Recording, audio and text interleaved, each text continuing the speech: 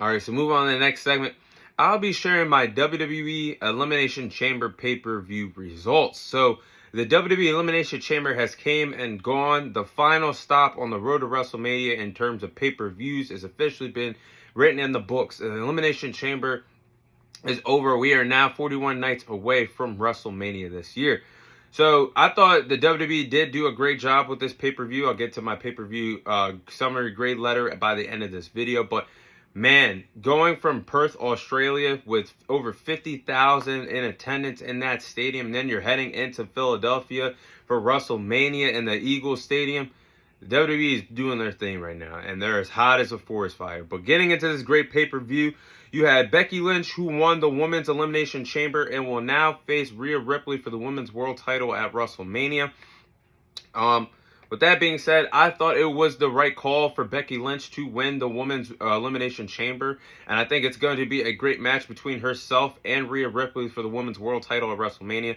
A lot of people online were very upset that Liv Morgan was not the woman who won the Women's Elimination Chamber. But I promise you, Becky Lynch versus Rhea Ripley is a much bigger match than Liv Morgan versus Rhea Ripley for the Women's World Title at WrestleMania. And they will prove that when they're in the ring together at WrestleMania. But this, to me, was the best Women's Elimination Chamber match in WWE history since the women have started participating in the Elimination Chambers since 2019. This, hands down, look, this Women's Elimination Chamber that took place was the best in women's history. You had Becky Lynch and Naomi, who started the match off pretty strong. You had Naomi hitting a split off the top of the chamber onto Becky Lynch. Then you had you had Becky Lynch with the disarmer locking in Tiffany Stratton's arm from the chamber. Then you had Tiffany Stratton's dive from the top of the pod.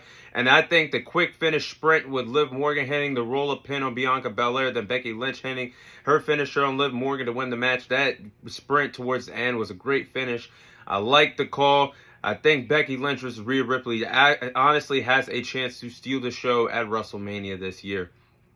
And then, moving on to the next match, you had the Judgment Day defending their tag team titles against Pete Dunne and Tyler Bate. They successfully retained the undisputed tag team titles against Pete Dunne and Tyler Bate.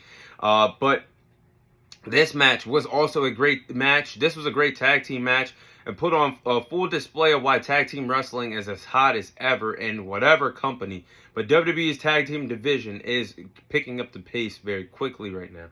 But this was a great tag team match. Obviously, it was going to be a great tag team match with four great caliber wrestlers, and Damian Priest, Finn Balor, Pete Dunne, Tyler Bate. The match was fast paced. It was at a fast pace. It was very entertaining. One point in the match, they actually had to cut off the camera because Dominic Mysterio was getting so much heat from the Australian crowd that they were flicking him off, chanting F Dominic Mysterio. The heat is real for that man, Dominic Mysterio. But I thought it was a good match, but I will say one thing. WWE has to split up the tag team titles as soon as possible because the tag team division is starting to pick up steam, and the tag team division needs a tag team champion on Raw, having the Raw tag team titles, and SmackDown needs a tag team titles as well, having a rightful SmackDown tag team champion as well. The titles need to be split as soon as possible because the tag team division is much loaded, very loaded right now. It's more loaded than it's ever been in recent memory. You have tag teams like the Judgment Day, the New Day, DIY, the Creed Brothers, Awesome Truth, Pete Dunne, Tyler Bate, the Street Profits, Akeem and Razar, Pretty Deadly. The WWE has to split up the tag team titles. And I know it's going to be complicated with the Judgment Day holding the titles. They'll probably do it after WrestleMania because I think we're heading on to a match with the Judgment Day versus the Awesome Truth for the tag team titles at WrestleMania. Whoever wins that match, we're going to have to split the titles very soon in the near future because there's so many tag teams to be offered right now in the WWE. But moving on to the next segment, the Grayson Waller effect that featured Austin Theory, the 2024 Royal Rumble winner, men's Royal Rumble winner, Cody Rhodes, on the World Heavyweight Champion Seth Rollins. I thought this segment was a good filler to the show. Grayson Waller got his moment being a part of the Elimination Chamber that was held in his home country of Australia. I thought he was great in this segment. But we had some good pointers in this segment. You had the World Heavyweight Champion Seth Rollins stating that he will be ready medically cleared for WrestleMania, which is a great sign coming off of a torn MCL injury. And then you had Cody Rhodes call out The Rock for a one-on-one match anytime, any place, anywhere, which we're not going to see that match because I still believe we're going to get the tag team match at WrestleMania because Seth Rollins said you will not fight the Bloodline alone. So again, I'm standing on my prediction that we will get Cody Rhodes and Seth Rollins versus Roman Reigns and The Rock at night 1 of WrestleMania in a tag team match. But the interesting thing that came out of this segment was Austin Theory taking the microphone from Grayson Waller and stealing Grayson Waller's moment, stealing his shine in front of his home country of Australia. So then that led to the beatdown that Cody Rhodes and Seth Rollins gave Austin Theory, but his boy Grayson Waller did not help him, which signals to me that Grayson Waller, the tag team of Grayson Waller and Austin Theory, it's over, it's finished. And I think that's best for two young competitors that can easily accelerate in the singles department in wrestling. I think Grayson Waller is heading into a babyface role.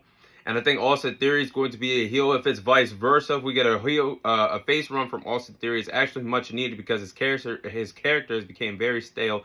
After WWE put a rocket on his back and pushed him to the moon, having wins against John Cena, Sheamus, Edge, Rey Mysterio, Seth Rollins, what does that really all mean if you're not going to be over after winning those matches? And Austin Theory is back to the drawing board because he's not over and he's not being that guy that WWE thought he could be. So I think that's going to set up for Grayson Waller versus Austin Theory at WrestleMania. I think that's going to be a great addition to the card, having these two young, talented wrestlers wrestle each other at WrestleMania. So it's a win-win for everybody that was involved in this segment. But next, you had Drew McIntyre, who won the men's Elimination Chamber, beating Logan Paul, Kevin Owens, Randy Orton, LA Knight, Bobby Lashley, the punches ticket to WrestleMania to face Seth Rollins for the World Heavyweight Championship. Now, my thoughts on this was a good Elimination Chamber match for the men's, and I really thought that the Elimination Chamber was good, and it was very different, very unique from the women's Elimination Chamber. But because the men's Elimination Chamber was very physical, there was a lot of storytelling. That match, there's a lot of matches that could potentially be set up for WrestleMania after this Elimination Chamber match, because you had AJ Styles cost LA Knight the match in the Elimination Chamber. That could set up for a potential WrestleMania match. You had Logan Paul, who costed Randy Orton, hitting him with the brass knuckles towards the end of that match. That could set up for a match. Or you could potentially have a triple threat match with LA Knight, Randy Orton, Kevin Owens for the United States title. Or you could have a ladder match with all 5 of the wrestlers that I just mentioned at WrestleMania for the United States title. But I thought the men's Elimination Chamber match was really good. There was a lot of good spots. You had Bobby Lashley spearing Logan Paul through the pod. You had AJ Styles stepping in, hitting LA Knight viciously with the chair, costing LA Knight the match. And you had Logan Paul hit a insane cross-body move off the top of the pod. But Drew McIntyre winning the men's Elimination Chamber was the right call here. The story is there for him to finally regain the World Heavyweight Championship, regain a world title after coming up short several times in the past. And the man deserves a title. The man's heel run is top-notch right now. He deserves his moment in front of a crowd, hoisting a world title at WrestleMania, something he unfortunately did not get to do at WrestleMania 36 when he beat Brock Lesnar for the WWE title, but it was during the pandemic era, and there was no fans in attendance. So I think Drew's going to get his moment at WrestleMania. And then the main event, you had Rhea Ripley, who successfully retained her women's world title against Nia Jax. My thoughts on this match, it was nice to give Rhea Ripley the main event spot. She's earned it. Her character over the last year in WWE has been great. She's been one of the best characters throughout the entire company over the last year. So she deserved the main event spot, being back in her home country of Australia. Then you had Nia Jax, who has continued to improve her in-ring work since she's returned back to the company in late 2023. To me, this was her best match back in the WWE when she got in the ring with Rhea Ripley at the Elimination Chamber. But Rhea Ripley retaining the Women's World title obviously was the right call. Rhea Ripley is the future of women's wrestling. She's a star. She sold a lot for Nia Jax in this match. She's an incredible sports entertainer. And that match between her and Becky Lynch is going to tear the roof off the place in Philadelphia in that stadium at WrestleMania. Again, has the chance to steal the show. But my letter grade for the Elimination Chamber, I have to say, my grade for the Elimination Chamber is an A, a letter grade of an A.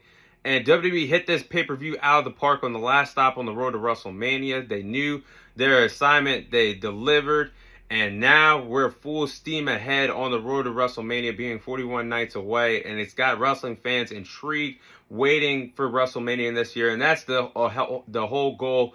When you're on the road to WrestleMania, continue to build suspense, and that's what they did at Elimination Chamber. But I thought the men's and women's Elimination Chamber matches were both great in their own different ways. You had the women's Elimination Chamber had more incredible spots. The men's Elimination Chamber was more storytelling, more physical. I agree with both winners winning the Elimination Chamber. I thought I thought Becky Lynch was the right call to face Rhea Ripley at WrestleMania. I thought Drew McIntyre winning the Chamber match, signing up to face Seth Rollins for the world title, was the right call here. So the Elimination Chamber, the other matches on the card delivered as well. The tag team title match delivered. The Rhea Ripley versus Nia Jax match absolutely delivered. A letter grade of an A for this amazing pay-per-view. But those are my thoughts on the WWE Elimination Chamber pay-per-view card.